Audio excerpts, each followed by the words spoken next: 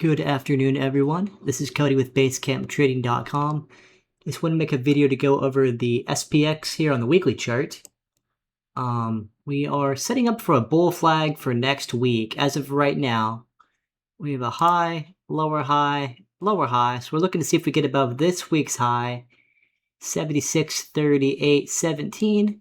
If we get above that level next week, we will trigger the weekly bull flag, suggesting higher prices.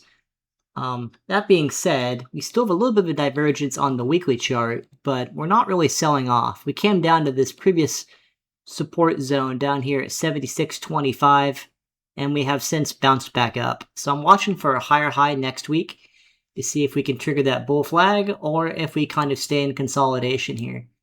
It just kind of depends what we do the start of next week and into the end of next week and see where we end at. But if you like this kind of content and you want to check out our trading rooms, we do offer a $7 1-month access trial. You can get that if you email support@basecamptrading.com. But thank you and have a nice day.